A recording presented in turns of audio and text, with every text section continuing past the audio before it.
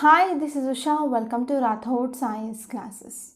Today in this lecture, we are going to see current affairs of 28th October 2021.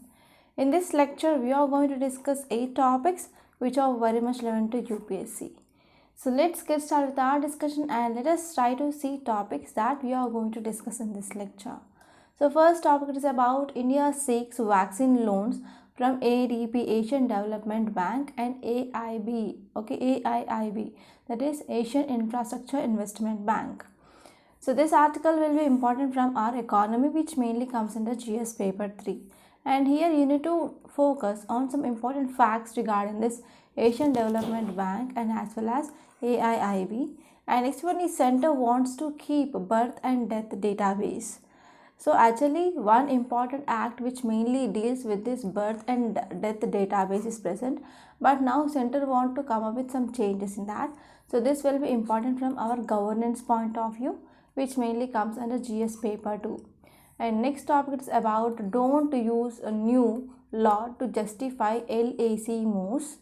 Okay, so it is mainly talking about new border law of China. So already we discussed this topic and let us have a revision regarding this topic. So this will be important from our international relations, which mainly comes under GS paper 2. And next topic is about unclause. Actually this unclause will be very important for your prelims and as well as mains.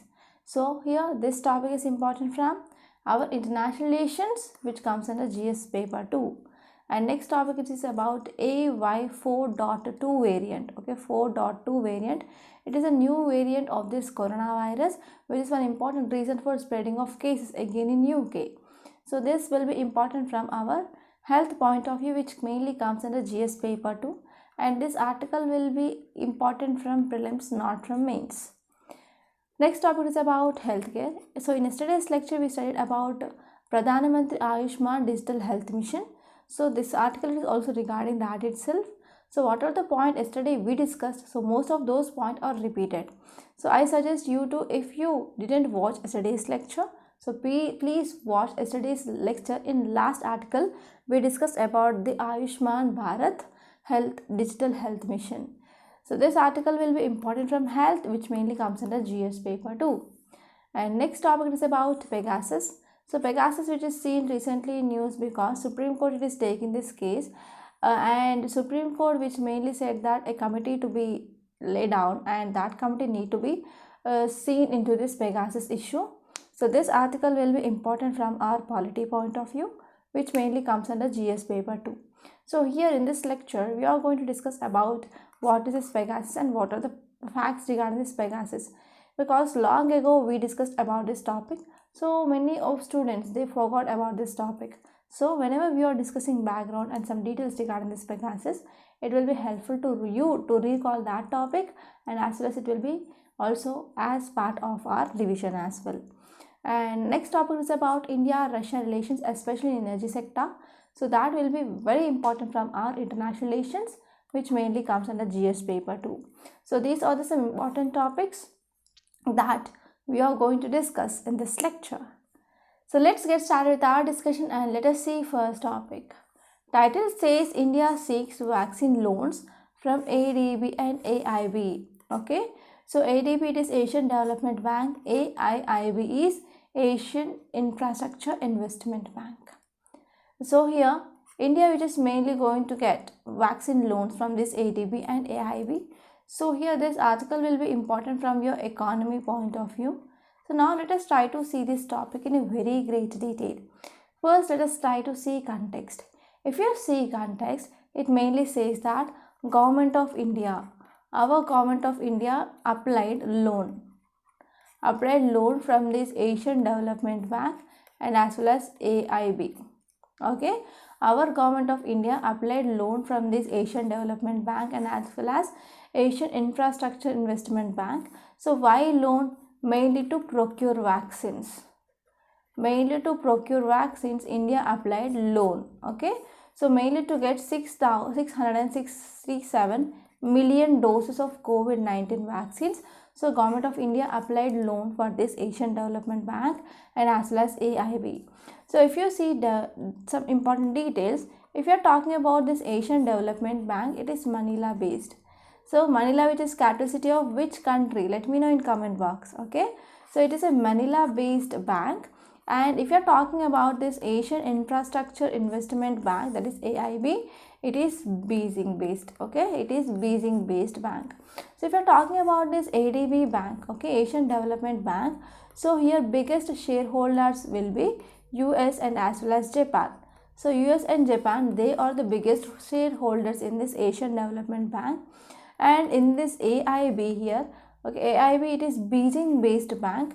So in this AIB, India and as well as China, they are biggest shareholders.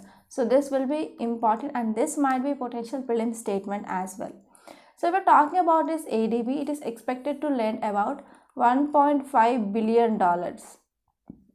Okay, and if you're talking about AIB, so we are going to get around $500 million. So this money will be used by Government of India, especially for purchasing of COVID-19 vaccines. Okay, so why this ADB it is going to give loan? Because it is under Asia Pacific Vaccine Access Facility Initiative. So under this initiative, ADB is going to provide loans. So from that loans, India is to get some loans that can be used for procurement of vaccines. So we are talking about this 667 million doses of this COVID-19 vaccine. They have to be vaccines which should be qualified by WHO. So this is one litigation. Okay, I can say it is one of indication or one concern, because as of now in India we have COVID-19 vaccines. There are two candidates. First one is Covishield and next one is Covaxin. So these are two vaccine candidates that are present in India. So if we are talking about Covishield, it got approval from WHO. But what about this Covaxin? Covaxin, still now we didn't get approval from this WHO.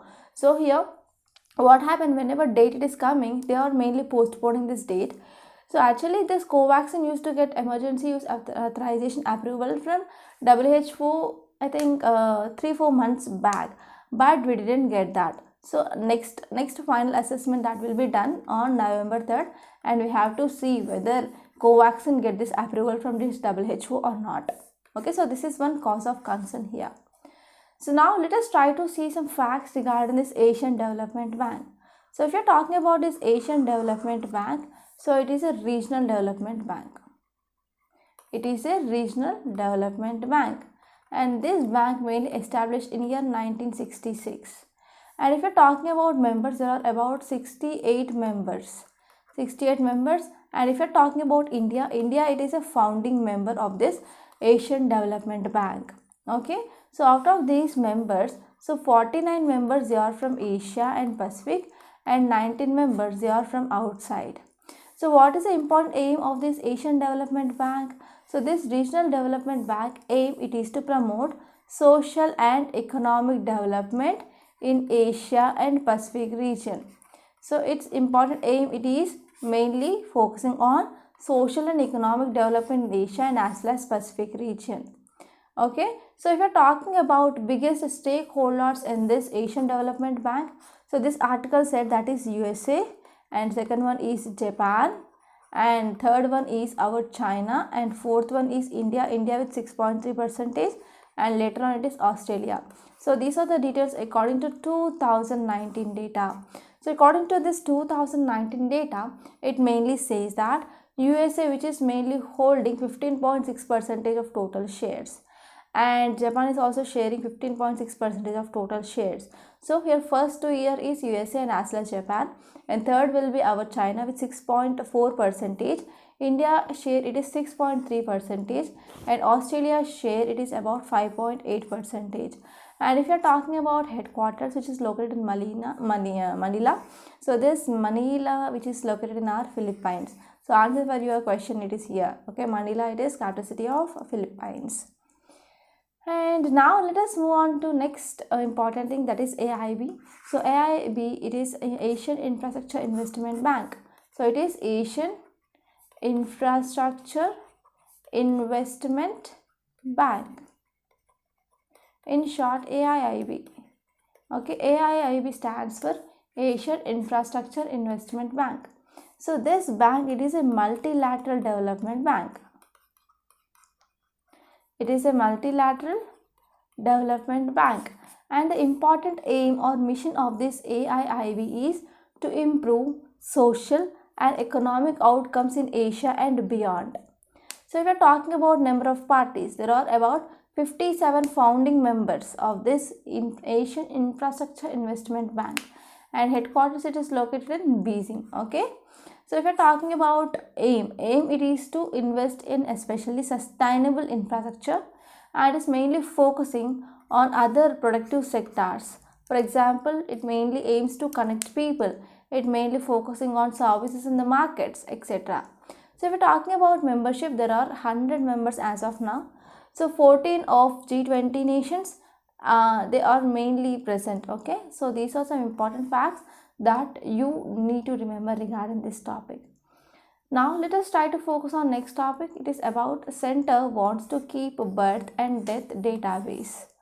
Okay, so it is mainly talking about repository of data. It is mainly talking about repository of data regarding birth and as well as death. It is talking about repository of data. So if you see this infographic here, it mainly gives much information. So if you see here, this article mainly says that now center want to come up with some changes in registrations of birth and death act of 1969.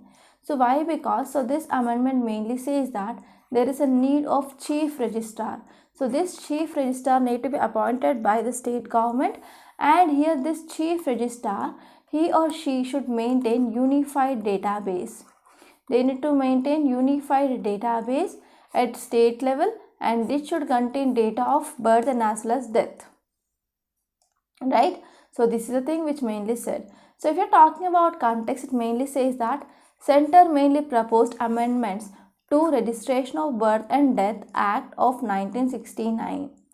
So now it mainly enables to maintain a database. So why there is amendment? Because we need to maintain a database, okay, and this database should have registered death and as well as births at national level.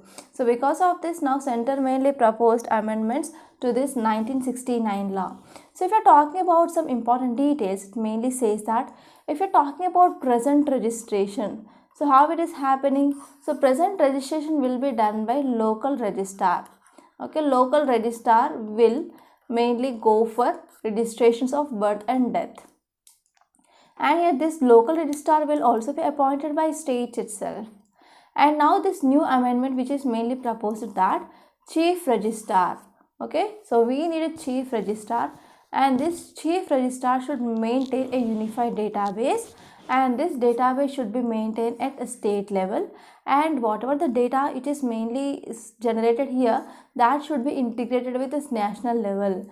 Okay, so then at the national level or at the central level, so this data will be maintained by Registrar General of India. Okay, so we need to come up. So in every state we need central registrar, and this central registrar should maintain database at the state level, and this state level registrar or state level database that need to be unified with this national level database, and this national level database which is under control of Registrar General of India.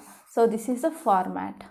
Okay, so if you are talking about some important facts, as an UPSC aspirant, you need to know what is a civil registration system and what are these registration rules which are present in India. So if you are talking about civil registration system, it is nothing but it is a continuous process, and it is a permanent and as well as compulsory process. So where under the civil registration we are going for registration of deaths and as well as births in our country, and this registration of these births and the deaths, that will be according to Registration of Births and Deaths Act of 1969.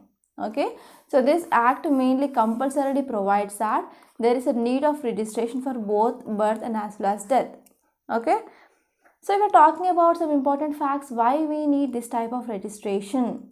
Because for example, let us take in your family one newly born child was born. Okay, So within 21 days you will be getting birth certificate. Okay, so wherever this baby born, so you will be getting certificate of birth from so and so hospital, and after you will be getting so and so hospital certificate, then you will be taking that to nearby office and you will be getting birth certificate of your newborn baby, right? So this birth certificate is very important nowadays. So earlier days, during our times, there was no birth certificates. So after that, recently I think so 7 or 8 years back I got my birth certificate. So at that time there was nothing much prominent like birth certificate, but now for applying of passport, for everything they are asking your birth certificate. So even now if you want to join your child in any school, so they are asking birth certificate for age proof. So for all these things now birth certificate is important. And if you are talking about death certificate, so why this registration of death is important? For example, let us take one old man in a family who used to get pension, okay, pension from government. For example, there is old age pension, this so and so person will be getting, okay. Suddenly this person has died, okay. Whenever this person has died, so government will be giving money, okay, as part of his old age pension. But what happened, there will be the misuse of this fund is happening. So because of this person died, he will be not coming to collect his pension, so that money will be taken, okay. So earlier this is a thing which mainly happens, okay. So because of no proper records, so now because of this, here now government said that there is a compulsory requirement of birth and as well as death registrations. So because of this birth registrations, here what happens, some schemes will also be helpful for especially for nourishment and as well as we can see for growth and development of children, they will be present. So if you are giving this birth certificate, then the children, they will be also entitled under the schemes of government. So in this way here birth certificates and death certificates are very important. So if you are talking about civil registration method, so it is a continuous and permanent, and as well as it is a systemic recording of birth and as well as deaths. So here this mainly obtained under this Registration of Birth and Deaths Act of 1969. So the data mainly generated through a complete up-to-date CRS, okay, and it is mainly essential for socio-economic planning. So whenever government want to come up with any scheme, especially for people who are old age people, or for example who are newly born, so we need the records of death of this birth certificate, right? So birth registration is very important. And now let us try to talk about Registration of Birth and Death Rules 1969. So if you're talking about this registration of birth and death rules and stillbirths, they are very much compulsory in all parts of the country. So whenever we are getting this birth rates, okay, for example, because of this birth registrations, whenever registration is happening and whenever the deaths registration is happening, so we can understand neonatal mortality and we can understand infant mortality, okay. So these things also very important, and we can also identify this maternal mortality rate, okay. So in all these conditions we need a proper data. So to getting data, we need to go for registration of birth and deaths. So this is also one important example I forgot to explain there. So if you're talking about rules, so registration of births and deaths and stillbirths, they are compulsory in all parts of our country. So in all parts of our country, registrations of birth, deaths and stillbirths are very much compulsorily. So if you're talking about normal period of getting this birth certificate, it is 21 days. Okay, so after occurrence of either death or birth, so normal period within 21 days, we need to get this death or birth certificate. So if event of birth or death which is reported for registration within period of 21 days, then it will be not charged. But if you are applying for this birth certificate or death certificate after 21 days, then there will be charges that you need to pay. So this is about this topic. And now let us try to talk about next topic. Don't use a new law to justify LAC moves.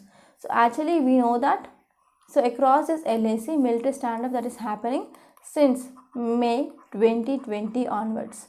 So till now there is no complete resolution. There is no complete resolution that is happening. So because of this, now here what happened, recently China came up with this new law. So this new law which is mainly justifying this moves of this PLA and as well as the Chinese government across this LAC.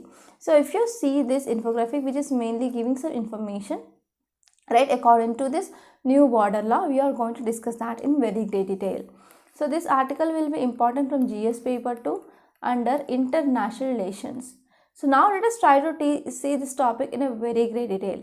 So if you see context, it mainly says that China must not use this new law, boundary law. So here actually China came up with this new land boundary law. So now India mainly said that China must not use this new land boundary law. Why? To justify any actions that alter situation across this line of actual control. So whenever any law which is come up by China which is mainly altering the situation across this line of actual control, so here they should not use this type of new boundary law. So this is a thing which mainly said by India. So if you see details, it mainly says that the government called the government a unilateral move. Okay, so government mainly called this law which is came up by Chinese government, it is an unilateral move. Okay, it is an unilateral move, and it said that India it is not going to bear anything which is mainly happens which mainly threatens territorial sovereignty and integrity of India. So this is a thing which mainly said by India. India said that this law which is unilateral move, so till now there is no proper disengagement that is seen across LAC. So in this condition, whenever any law which is came up by China which is mainly we are not going to accept that law. So this is a thing which mainly said by Indian side. So it also reaffirmed that India's rejection of Chinese-Pakistan 1963 agreement. So what happened in 1963? China and Pakistan, they came with agreement. So in this agreement, so here we have this Sajgam Valley. Okay, so here we have this Sajgam Valley, and this Sajgam Valley which is mainly ceded to China. So in this context, India which mainly claims all of the Jammu and Kashmir, which includes Siachen region, and as well as it also claiming entire Jammu and Kashmir. So if we are talking about facts regarding this new border law, so here this new border law mainly talking about two things. First one, it is regarding sovereign and territorial integrity. So first one is about sovereign and territorial integrity, and second thing which is mainly talked by this new border law is responsibilities. If you are talking about sovereignty and territorial integrity, so it mainly stipulates that sovereignty and the territorial integrity of PLA, People Republic Army of China, they are scarce and as well as inviolable. Okay, so this law says that whenever any move which is mainly threatening sovereignty and territorial integrity of China, they will not accept this. Okay, so in this context, state, government of China, they can take measures especially to safeguard territorial integrity and land boundaries, and they can guard against and as well as they can combat any act that undermines territorial sovereignty and as well as land boundaries. So this line which mainly says that whenever there is any violation that is seen for territorial sovereignty and territorial integrity and land boundaries of China, Chinese government can take any measures to safeguard territorial integrity and as well as land boundaries. They can guard and they can go for combat actions. So this is a thing which mainly said in this new border law. So apart from this, here if you are talking about responsibilities, it also designates the various responsibilities. For example, for military, for example, for state council or cabinet, and also it came up with some responsibilities for these provincial governments as well. So all these things, they will maintain security and as well as economic issues in border areas. So in this context, if you see this PLA, People's Liberation Army, they shall carry out border duties. Okay, they can carry out border duties as well.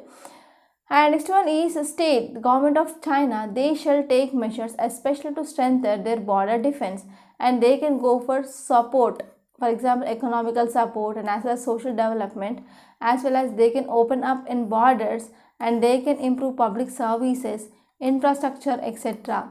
So these are some important steps that can be taken. And if you see, the state shall follow the principle of equality, and they should follow principles of mutual interest, mutual trust and friendly consultation. So in this way, this will be very much helpful for resolving of this border related issues, especially with neighbors. So this is gist of this topic, and I hope it is very much clear. Now let us try to talk about next topic. Title says India respects UNCLOS rights. So here we need to focus on this UNCLOS. So this is very important topic which mainly comes under our international relations. So this UNCLOS mainly stands for United Nations Convention on Law of Seas. Okay. So according to this UNCLOS, we have territorial waters, we have internal waters, we have exclusive economic zone. So you need to know that classification as well. So from that classification, you can expect prelims based questions, and especially for beginners, that will be very useful. So if you are talking about context, why it is in use, because India is committed to respecting, rights of all nations as laid down by this UNCLOS. So this is a statement which is given by our defense minister. Our defense minister, he said that India is committed to respect all the rights of all the nations, which is mainly laid by this UNCLOS. Okay. So this is the thing which mainly said by our defense minister. And now let us try to see what are the statements which are given by our defense minister. So he also said that we are fully determined, especially to protect legitimate rights and as well as interest of our country. For example, in relation to our territorial waters and exclusive economic zone, and we are also supporting for the maintenance of rule-based maritime systems. Okay. So according to this UNCLOS 1982, which mainly mandated to maintain some important rule-based maritime system. So our defense minister said that yes, we are mainly determining those rules-based maritime systems according to this UNCLOS 1982.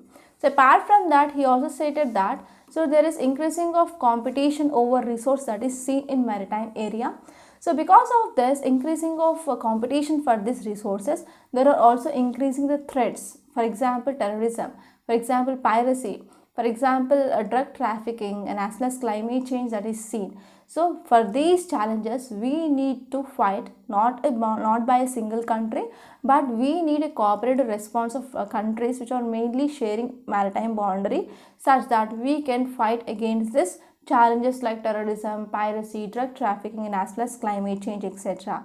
So therefore, our defense minister said that we need to find convergence of interest and as well as commonality of the purpose on this maritime issues.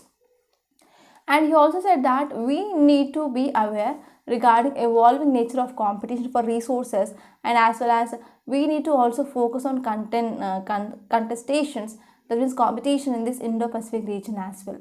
So these are some important statements which are given by our defense minister. So if you see this image, you can understand this is our baseline. So baseline means wherever we can see low tide. Okay. So from baseline we will be having internal waters. Okay. So whatever the water which is present beside this baseline, that will be our internal waters. So from baseline till 12 nautical miles, it is our territorial water or territorial sea. So from territorial waters till 12 nautical miles, it is our contagious zone. That means from our baseline, it is from 24 nautical miles. So from baseline, it is till 24 nautical miles. We can see this contagious zone. So from this territorial sea, So from territorial sea, we will be getting this exclusive economic zone. So from territorial sea, from baseline here up to 200 nautical miles, we will be having this exclusive economic zone. So beyond that, we will be having high sea area. So till this territorial sea, we will be having this national airspace, and after this territorial sea, it will comes under international airspace. Okay, so this is about here what is this internal waters, what is this territorial sea, what is this contagious zone, exclusive economic zone, and as well as high seas. So this is very important, and you can get prelims questions from this area. So if we are talking about UNCLOS, which mainly stands for United Nations Convention on Laws of Sea. So what is this UNCLOS? UNCLOS is also known as Law of Sea Convention. Okay, it is also called with another name, that is Law of Sea Treaty. So this treaty mainly defines rights and as well as responsibilities of nations, to use world's oceans. To use this world's oceans, if at all the country which is sharing boundary, that is maritime boundary, so what are the rights, what are the responsibilities, that will be said by this Law of Sea Treaty. So if we are talking about this United Nations Convention on Law of Seas, which mainly lays down comprehensive regime of law and order that to be maintained in world oceans and as well as seas. Okay, so it is mainly came up because there were a number of problems which are mainly seen. So because of this, which mainly established this UNCLOS. Okay, so for example, this UNCLOS which is not followed by China actually. So in China, in South China Sea, it came up with this 9 dash line.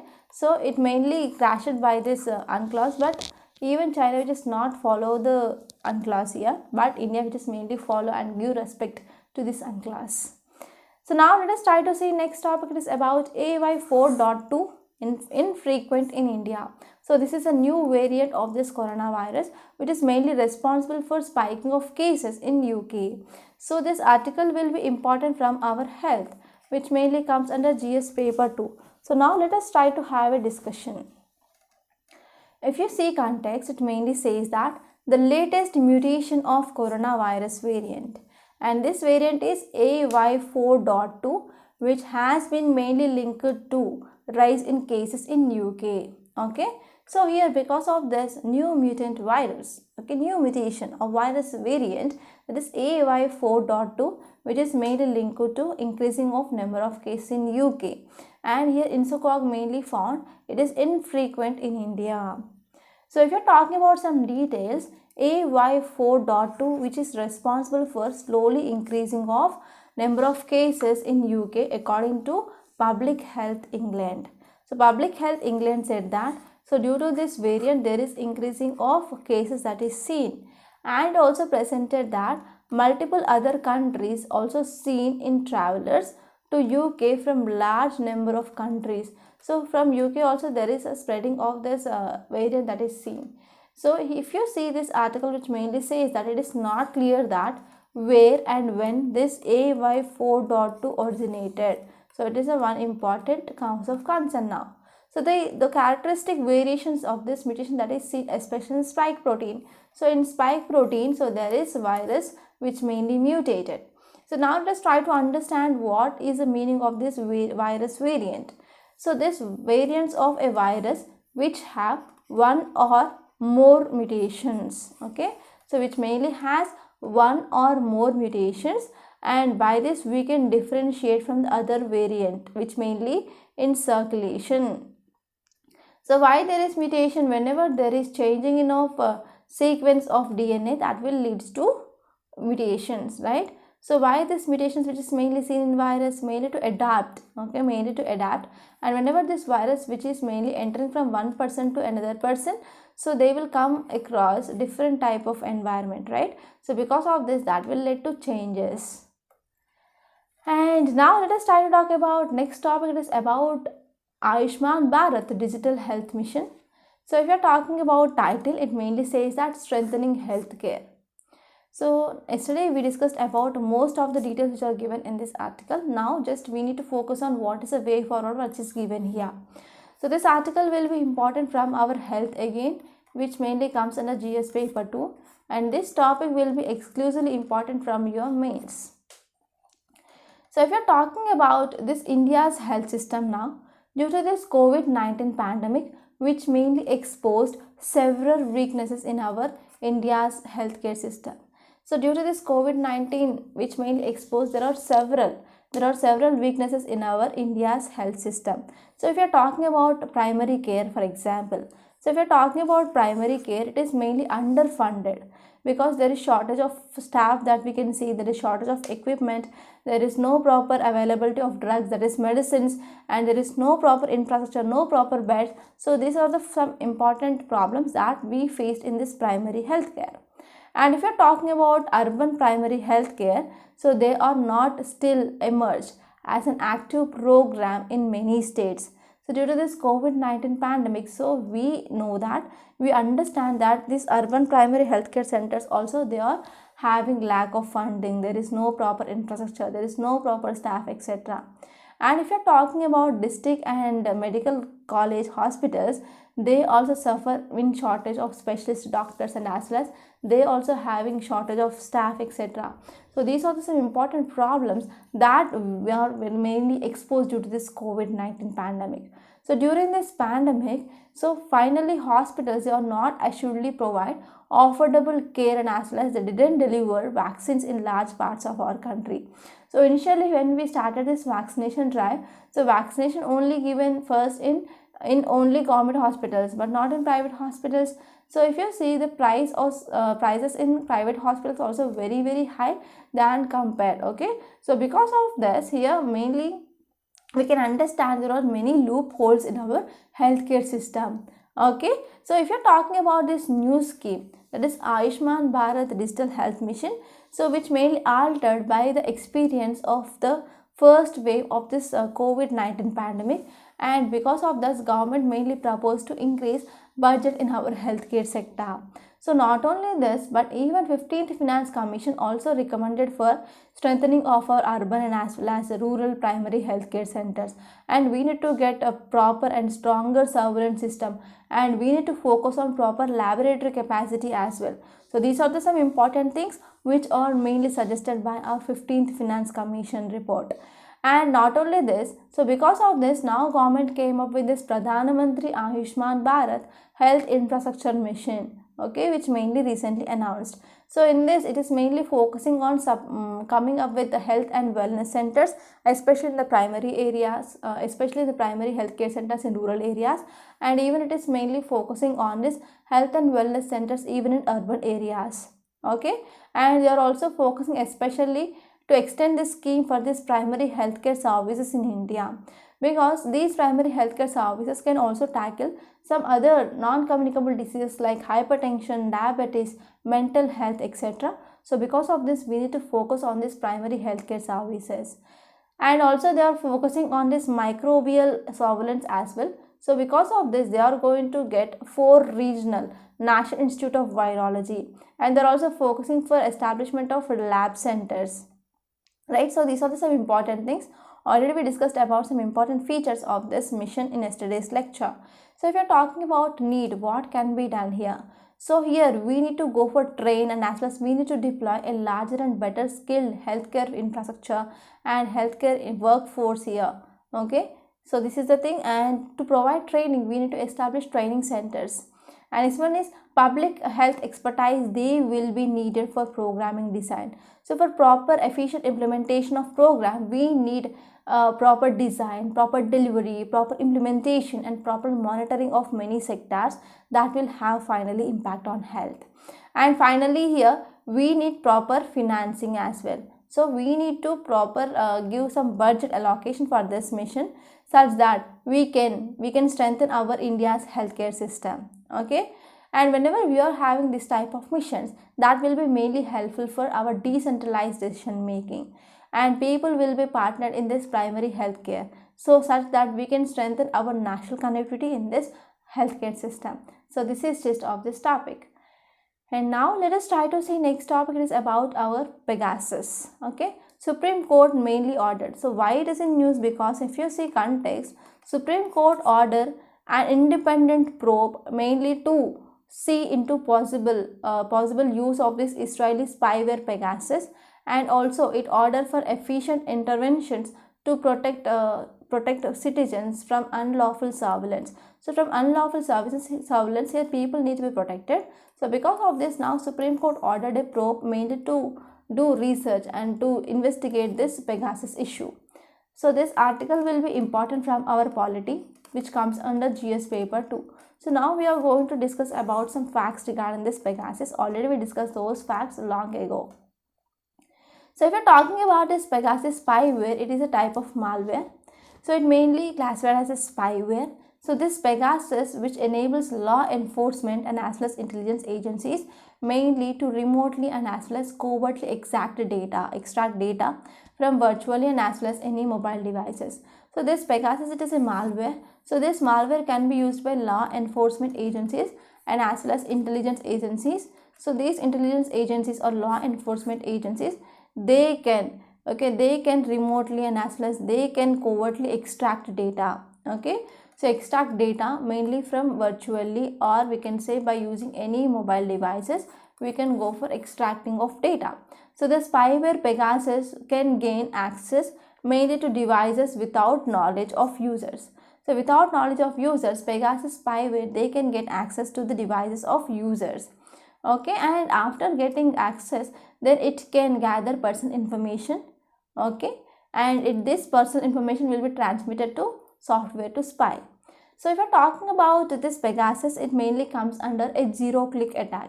So earlier, whenever we want to install any malware in so-and-so mobile, we used to send any message, and after clicking that message, then that spyware will be installed. But here now it is a zero-click attack. There is no need of sending any emails, any forwarded emails or messages to that so-and-so mobile. So this is a zero-click attack which mainly helps spyware like Pegasus. Now Pegasus, they can get control over the device without human intervention. Okay, actually this Pegasus was designed by Israeli firm, that is NSO Group, in year 2010. So now let us try to see about how this Pegasus mainly works. So after installation of this Pegasus, Pegasus mainly contacts attackers' command and control services, and it will start receiving and as well as it will start executing instructions. Okay, so what happened, it mainly collects data, personal data, for example passwords, for example contact list, for example test messages, and as well as it will connect to live calls. So in this way, attacker can control phone camera and as well as even microphone, etc., and also can use GPS functions to track the target. So in this way, this Pegasus mainly works. So if you're talking about recent Pegasus spyware, why it is in use, because many human rights activists, many journalists, many judges of Supreme Court, they were being attacked by this Pegasus. And even one prominent person, that is a opposition leader, including Rahul Gandhi's mobile, also targeted with this Pegasus. Okay, so journalists and as well as politicians, so many people's mobile phone has been hacked here. So if we are talking about legislations that are present on surveillance in India, so we have number of communications related legislations. For example, section 92 of Criminal Procedure Code and rule 419A of Telegraph Rules, and rules under this section 69 of our Information Technology Act, which mainly talks about the surveillance. Okay, so this is just of this topic, and we have to see what will this committee give report. So after that, there will be number of articles that will be coming up in our newspaper. Then we are going to discuss them in later. So now let us try to see one more important article. Title says energy cooperation is a backbone of India-Russia ties. So this article mainly talking about India-Russia ties. So this will be important from our international relations, which mainly comes under our GS paper 2. So now let us try to discuss this topic in a very great detail. So if you see central theme, it mainly says that our Russian companies, they have much potential to become long-term partners with India. So it will be helpful for energy transformation. So now this article says that here Russian companies, they have potential to make long-term partners with India, such that this will be also very much helpful for energy transformation between India and Russia. So now this article, which is mainly talking about in relationship between India and Russia regarding this energy transformation. So now let's try to understand this article in a very great detail. I will try my level best to make you understand this topic. So if we're talking about India's position, India has been at a forefront regarding transformation of global energy. So regarding this global energy, India, which is mainly undergoing a transformation, right? So here India, which is having abundant energy resources. So for example, India, which is mainly located in tropical region, so because of this, it is having a good advantage mainly to exploit the solar energy. So in this context, India, which is having an abundant energy sources, and we are mainly going for trade diversification. And in this context, Russia can be a ultimate long-term partner for India. So if we are talking about further more details, so India and Russia, they have sharing bilateral ties, and now we need to require more support from both the government, that is from government of India and as well as government of Russia, and to become corporate leaders, especially to grab potential in this energy transformation field. So if we're talking about recently in September, 6th Eastern Economic Forum, which mainly held. So for this forum, Indian Prime Minister also came up with an address, virtual address, and he said that India-Russia energy partnership that can help to bring stability to global energy market. So in this context, our Prime Minister mainly focused on India and Russia energy partnership here. right? So India and Russia energy ministers, they also announced that countries' companies, they have pushing for greater cooperation in the gas and as well as oil sector. So in this context, energy minister also said that from both the sides, they are mainly pushing towards for the greater cooperation in the oil and as well as gas sector. So one example here is there is increasing of cooperation between India and Russia here, because we can say like there is a joint venture between India's Reliance companies and as well as Russia's Sibur companies. So this Sibur, it is one of the largest petrochemical producer in Russia. So they are going to set up a plant in this Jamnagar. So it was one of the first butyl halogenated. Okay, so it is a first butyl halogenated butyl rubber production facility that is to be established in southern Asia. So if we are talking about why Russia is just mainly interested to come up with a partnership with India, especially regarding this energy sector, because if you are talking about India is one of the fast developing economies, or India is one of the fastest growing markets, especially for this butyl carbon and halogenated butyl rubber. Okay, butyl rubber and as well as halogenated butyl rubber. So for what this butyl rubber which is mainly used? So this butyl rubber and as well as halogenated butyl rubber, which is mainly used for manufacturing of especially electric vehicles. So now we are mainly moving towards or transition towards electric vehicles, right? So for promotion of these electric vehicles, government is also giving many initiatives to the people, right? So because of this, whenever we are going for manufacturing of these electric vehicles, we need raw material. For example, for this butyl rubber and this halogenated butyl rubber, which is extensively used in preparation of these electric vehicles. So for this, India, it is one of the growing market. So here Russia can come and can invest in this area. And next important point is India is also emerging in critical refining hub. Okay, for example, petrochemical capacity. So because of this, Russia can come and Russia can invest such that there will be boost in this petrochemical capacity. And over some past years, India refineries have been expanding towards petrochemicals, and they are mainly trying to capture additional values. So even this thing which mainly said by International Energy Agency report, right? And next one is the agency also estimates that country's ethylene production will be set to grow 2/3 over a period of 2030. So because of this, it mainly provides an important opportunity for countries to invest in India. And if you are talking about renewable and nuclear energy, so there was a relationship between India and Russia regarding this nuclear energy. So if you are talking about now renewable energy, so now we have target of setting up of 175 gigawatts of renewable energy by target year 2022, right? So here we are mainly having many efforts, we are mainly keeping many efforts for transition to this green energy, and India has recently achieved significant milestone by completing countrywide installations of about 100 gigawatts of total installed renewable capacity. So because of this, we can say that we are going to achieve this target of 175 gigawatts of renewable energy capacity by 2022. So apart from this, there are also many reports which mainly says that according to survey of government in New Delhi, which mainly says additional investments in renewables mainly up to year 2022, it will be about $8 billion. Okay, so here investments in this renewable energy will be like $80 billions. And recent DOT report which also said that so India could gain about $11 trillion in economic value over next 50 years. Over next 50 years, India is going to earn $11 trillion. Okay, so it is mainly focusing by limiting rising global temperatures, and as well as it is also focusing on realizing its potential to export decarbonization. So in all these things, we are going to gain about $11 trillions. So if we are talking about Russia, it is one of the key global players across energy markets, and also they could emerge as an indispensable partner for such transition. So for this type of transition towards renewable energy and as well as nuclear energy, so Russia is one of the key global partners across our energy market. So because if you are talking about bilateral cooperation between India and Russia, so we have a long back bilateral relationship with Russia, especially in this energy domain, because Russian companies, they involved in construction of 6 nuclear reactors and Kudankulam power project. Okay, so next one is here Russia is already ready to build up dozens of reactors in India over next 20 years. So furthermore, if you see, India and Russia, they secure potential of designing nuclear reactor, especially for developing countries.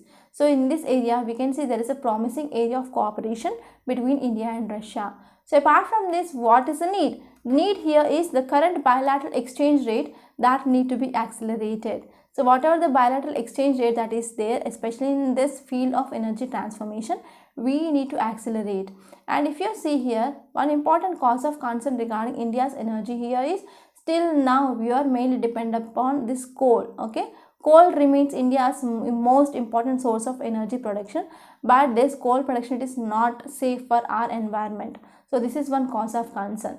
And finally, author says that to meet its growing energy demand, and whenever India wants to succeed in this green transformation, India needs approximately US$ 500 billions of investments, especially in fields like wind energy, solar energy, and as well as grid expansion and storage, to increase storage of our electricity. Everything we need about US$ 500 billion of investments.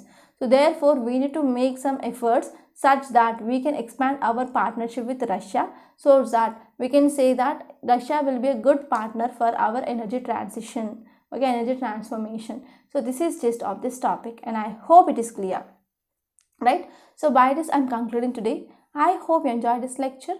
Please subscribe to Rathod's IAS channel, and as well as don't forget to like, share and comment my videos. Thank you so much.